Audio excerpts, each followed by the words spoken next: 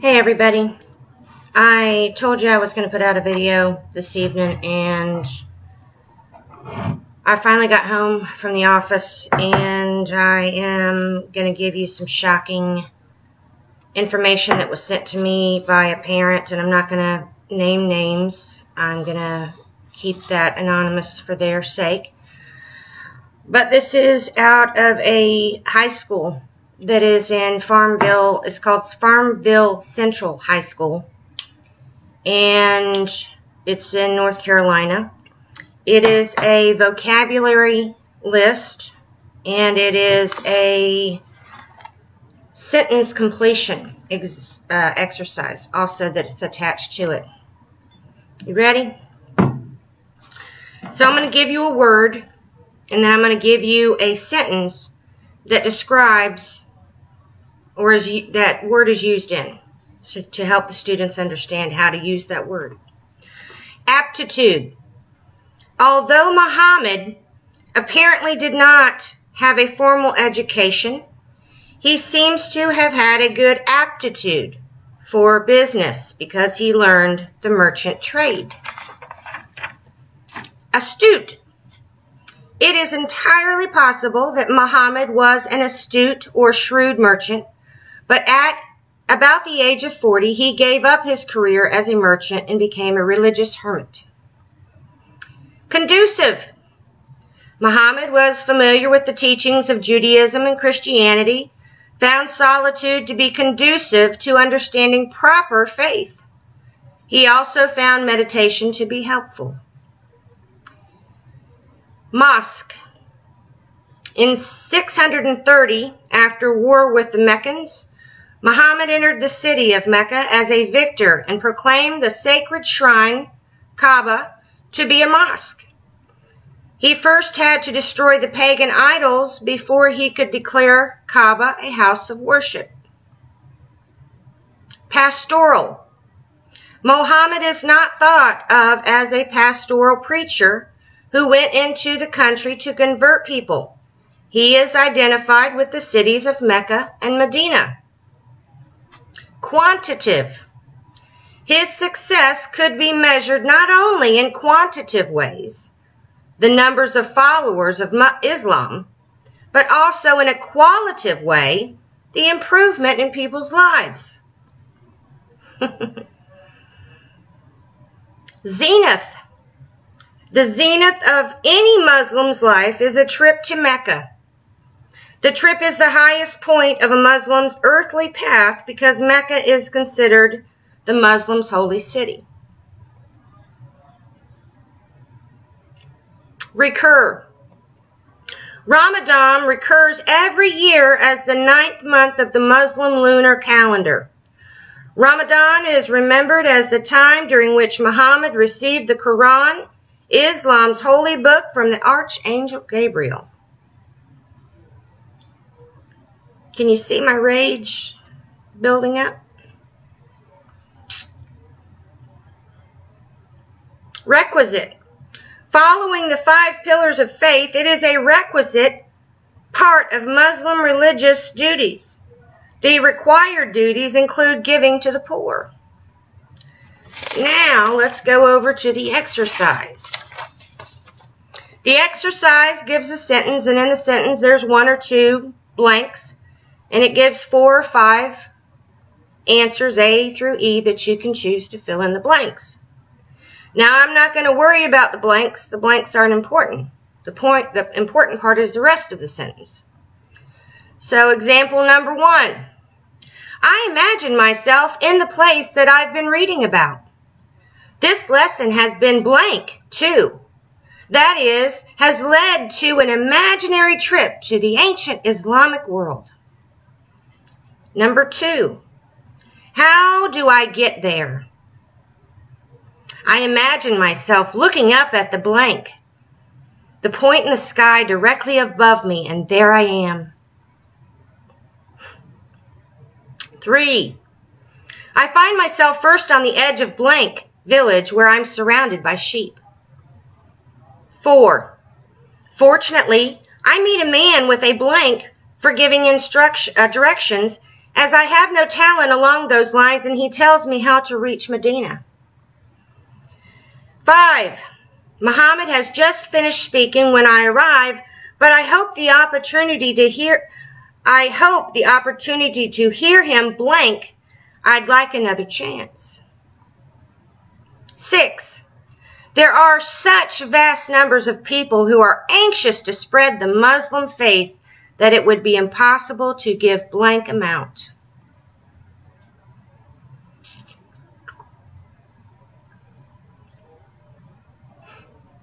7. You could say that my trip schedule is blank because I'm not certain where I will be next.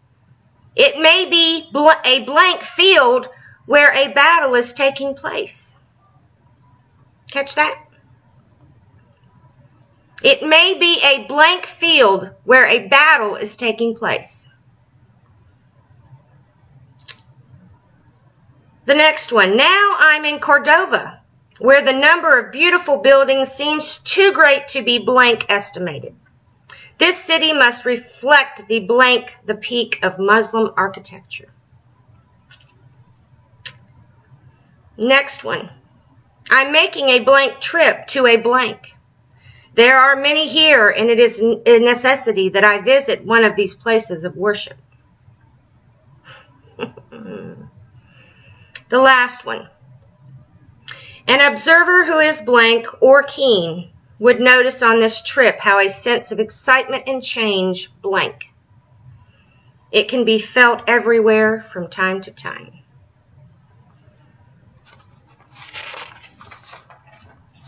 Now, my friends, this isn't made up. This isn't paranoia. This isn't Islamophobia. This is fact. It's right here.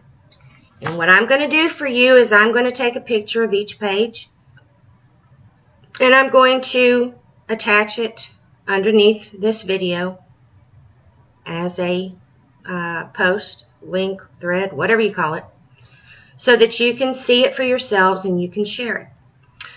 I am also going to put in the mailing address of this high school. I am also going to put in the physical address of this high school. I also talked with my husband when I got home about this, and as you all can imagine from his video, that he didn't take this very well. He is going to be contacting this high school tomorrow, and he is going to be asking to speak to the principal. He is going to be asking to set up an appointment to physically sit down with this principal and have a meeting, if the principal will allow it, with this teacher. He is going to take money out of his own pocket to do this. He feels that strongly about it. Now, my guess is that this principal, once he finds out that my husband is, number one, not a parent of a child at this school, is going to say no. Number two, he is going to say no just on the basis that of what he wants to talk about is this teacher and this Islam situation. What I want to know is how many of you, if you have friends that live in Farmville, North Carolina, please, for the love of God, spread this video to them. Make them aware of what is going on, even if they don't have children. If they have grandchildren that are coming up in that school district or anywhere near that school district, they need to be beating the doors of the principal's office.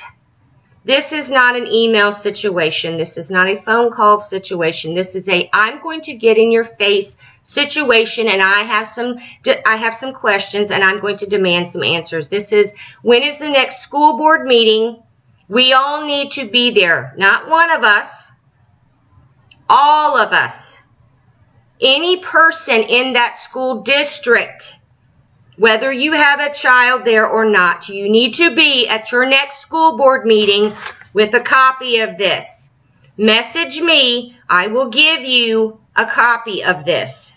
Or you can copy it off of the link that I'm going to give you. This is the time for action. Do you all understand what they're doing? When is the last time that you saw your son or daughter, grandson or granddaughter, come home from public school with a lesson, a curriculum lesson built around God, around Jesus Christ, around Buddha? When's the last time? Thought this wasn't allowed. Thought they didn't allow religion into schools. I know that Muslim is not a religion. Everyone else wants to classify it as a religion. So why is it being allowed into schools? They are indoctrinating our children again, continuing to indoctrinate them. They've been indoctrinating them. Now they're taking it to a whole new level, my friends. Okay? Parents, grandparents, aunts, uncles, friends. Find out what your kids, what your neighbor's kids, what your grandkids, if you don't even have anybody that's in school, what is your local school teaching? What are they using as curriculum? Go to your school board meetings. Go to their classes. If you're a grandparent, go and help out, volunteer. Check your grandchild's schoolwork. Check their backpacks. Check their take-home work. Go to their school and demand.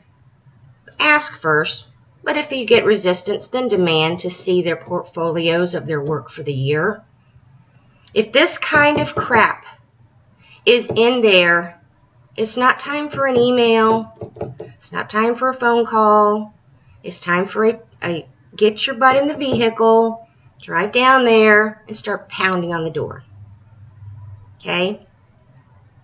They are making it so that Muhammad, Allah, Islam, it's just, look at the beautiful architecture, and we're taking this magical, wonderful trip to this beautiful place. Do you get it? Do you understand what they're doing? Do you see what they're doing, people? They're infiltrating our children's minds. It's coming. It's here. It's not coming. It's here. What are we going to do? I know what my husband and I are going to do. We're taking a trip to North Carolina. Okay? Anybody who wants to go, if we're able to set this appointment with this principal, and we may go even if we're not able to set an appointment. We may go and just camp out on the damn doorstep. Okay?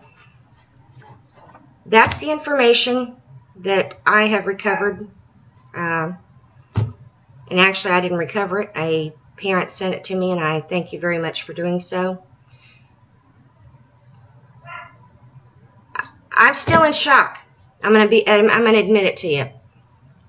I am outraged, but I'm still in shock of the boldness of this situation. I would assume that this teacher is one of three people. She's either a Muslim, she's either a liberal, or she's just an idiot. Well, I guess the other two are idiots too, most of the time. But anyway, she needs to be fired. Period. Needs to be fired. She's crossed the line. This is, to me, this is not a school lesson, okay? This is propaganda to recruit. Do you understand the wordage that's being used here? The subliminal, it's beautiful, and it's an imaginary, and it's, I'm anxious to be there, and it's a necessity. Do you understand the wording and why they're doing this? Do you understand who is making our curriculum now? Did you hear the video that I covered months ago about the makers of our curriculum and who's influencing them now? And the money that they're paying them to do this? Do you get it now? Is it coming through? Is the light bulb going off? It's not such a big, conspiracy theory, is it? Our kids are at risk, people. It's time to demand action. I'll talk to y'all soon. God bless you.